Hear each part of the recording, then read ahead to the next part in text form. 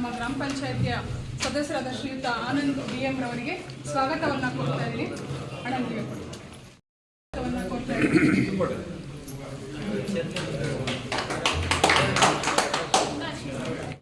ಮತ್ತು ಜಯಮ್ಮ ಅವರಿಗೂ ಸಹ ಸ್ವಾಗತವನ್ನು ಕೊಡ್ತಾ ಇದ್ದೀನಿ.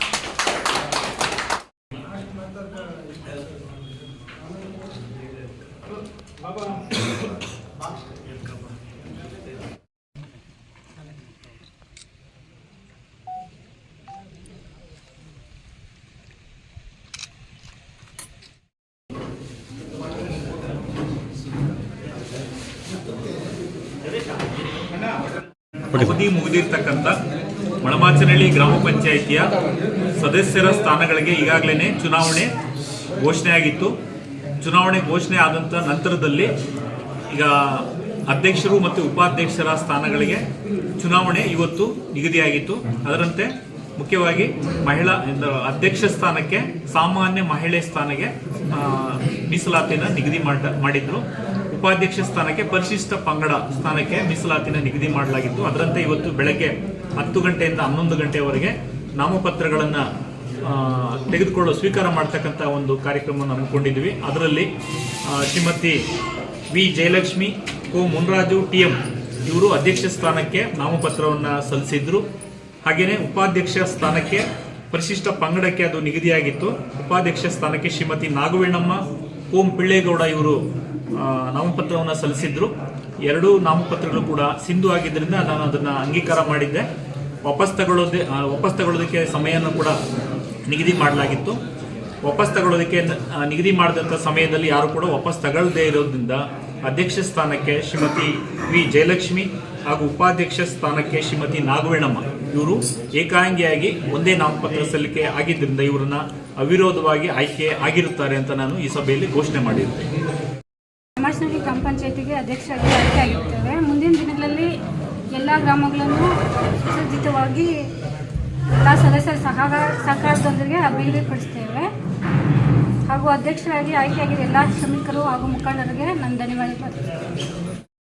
ಗ್ರಾಮ ಪಂಚಾಯತಿಗೆ ಮೊದಲ ಬಾರಿಗೆ ಅಧ್ಯಕ್ಷರಾಗಿ ಆಯ್ಕೆಯಾಗಿರುವಂಥ JDS ಪಕ್ಷದಿಂದ ಆಯ್ಕೆಯಾಗಿರುವಂಥ ಜಯಲಕ್ಷ್ಮಿ ಅವರಿಗೆ ಅಭಿನಂದಿಸ್ತಾ ಮತ್ತು ಉಪಾಧ್ಯಕ್ಷರಾಗಿರುವಂಥ ಬಸವಪಟ್ಟಣ ಗ್ರಾಮದ ನಿವಾಸಿಯಾದಂಥ ನಾಗವೇಣಮ್ಮನವರಿಗೆ ಅಭಿನಂದಿಸ್ತಾ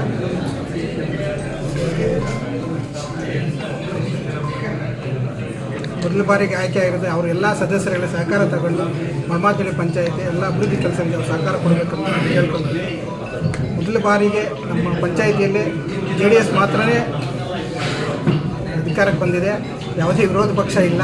ಅದನ್ನೆಲ್ಲ ಗಣನೆ ತಗೊಂಡು ಒಳ್ಳೆ ಕೆಲಸಗಳು ಮಾಡಬೇಕಂತ ಅವರಿಗೆ ಒಳ್ಳೆ ಕೆಲಸ ಮಾಡಬೇಕು. 93ನೇ ಇಸ್ವಿಯಲ್ಲಿ ಕರ್ನಾಟಕ ರಾಜ್ಯ ಪಂಚಾಯತ್ ರಾಜ್ ಕಾಯ್ದೆ ಜಾರಿಗೆ ಬಂತು. ಅವತ್ತಿಂದ ಇಲ್ಲಿವರೆಗೂ ಕೂಡ JDS ಪಕ್ಷ ಸ್ಪಷ್ಟವಾದಂಥ ಬಹುಮತದೊಂದಿಗೆ ಮಳಮಾಚನಹಳ್ಳಿ ಗ್ರಾಮ ಪಂಚಾಯಿತಿಯಲ್ಲಿ ಅಧಿಕಾರ ಚುಕ್ಕಾಣಿ ಹಿಡಿದಂಥ ಇತಿಹಾಸ ಇರಲಿಲ್ಲ.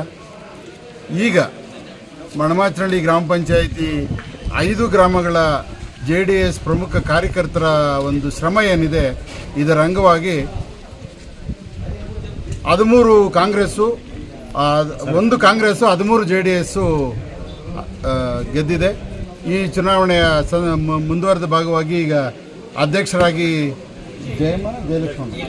ಜಯಲಕ್ಷ್ಮಮ್ಮ ಅಂತ, ಉಪಾಧ್ಯಕ್ಷರಾಗಿ ನಾಗವೇಣಮ್ಮ ಅಂತ ಈಗ ಸ್ಪಷ್ಟವಾದಂಥ ಬಹುಮತದೊಂದಿಗೆ ಅಧ್ಯಕ್ಷರಾಗಿ ಉಪಾಧ್ಯಕ್ಷರಾಗಿ ಆಯ್ಕೆ ಆಗಿದ್ದಾರೆ.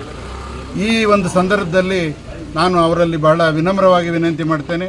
ಏನು 5 ಗ್ರಾಮಗಳ ಗ್ರಾಮ ಪಂಚಾಯಿತಿ ವ್ಯಾಪ್ತಿಯಲ್ಲಿ ಜನಕ್ಕೆ ಅವಶ್ಯಕವಾಗಿರ್ತಕ್ಕಂಥ ಅಭಿವೃದ್ಧಿ ಕಾಮಗಾರಿಗಳಿಗೆ ಒತ್ತು ಕೊಟ್ಟು ಇಲ್ಲಿ ಜನ ಮೆಚ್ಚುವ ರೀತಿಯಲ್ಲಿ ಅಧಿಕಾರನ ಚಲಾವಣೆ ಮಾಡಿ ಜನಗಳಿಗೆ ಅನುಕೂಲ ಮಾಡಬೇಕು ಅಂತ JDS ಪಕ್ಷದ ಪರವಾಗಿ ಅಧ್ಯಕ್ಷರಿಗೂ ಮತ್ತು ಉಪಾಧ್ಯಕ್ಷರಿಗೆ ನಾನು ಅಭಿನಂದನೆಗಳನ್ನು ಸಲ್ಲಿಸ್ತಾ, ಈ ಒಂದು ಸಂದರ್ಭದಲ್ಲಿ ಈ ಗೆಲುವಿಗೋಸ್ಕರ ಶ್ರಮಪಟ್ಟಂಥ ಎಲ್ಲ JDS ಕಾರ್ಯಕರ್ತರು, ಸಾರ್ವಜನಿಕರು, ಹಿತೈಷಿಗಳಿಗೆಲ್ಲ ವಿಶೇಷವಾಗಿ ನಾನು JDS ಪಕ್ಷದ ವತಿಯಿಂದ ಅಭಿನಂದನೆಗಳನ್ನು ಸಲ್ಲಿಸಲಿಕ್ಕೆ ಇಚ್ಛಪಡ್ತೇನೆ. ಸರ್, ಏನೋ ಸ್ವಲ್ಪ ಇನ್ನು 3 ಬಂದಿರಲ್ಲ, ಯಾಕೆ? ಇಲ್ಲ, ಅದಕ್ಕೆ ಏನಾಗುತ್ತೆ ಅಂತ ಹೇಳಿದ್ರೆ, ಮೊದಲನೇ ಬಾರಿಗೆ ಮಳಮಾಚನಹಳ್ಳಿಗೆ ಅಧ್ಯಕ್ಷ ಸ್ಥಾನ ಕೊಡಬೇಕು ಅಂತಕ್ಕಂಥದ್ದು ಒಂದು ತೀರ್ಮಾನ ಹೈಕಮಾಂಡಲ್ಲಿ ನಿಗದಿಯಾಗಿತ್ತು.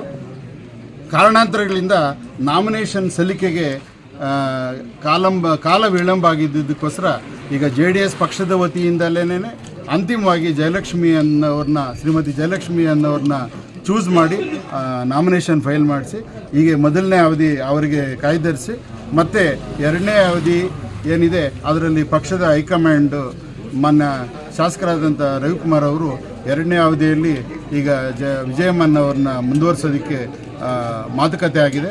ಅದು ಬಹಳ ಸೌಹಾರ್ದಯುತವಾಗಿ ಪಕ್ಷದ ವತಿಯಿಂದ ಇದೆಲ್ಲ ತೀರ್ಮಾನ ಆಗಿದೆ. ಇಲ್ಲಿ ಯಾವುದೂ ಆಂತರಿಕವಾದಂಥ ಯಾವುದೇ ಗೊಂದಲಗಳು ಏನೂ ಇಲ್ಲ.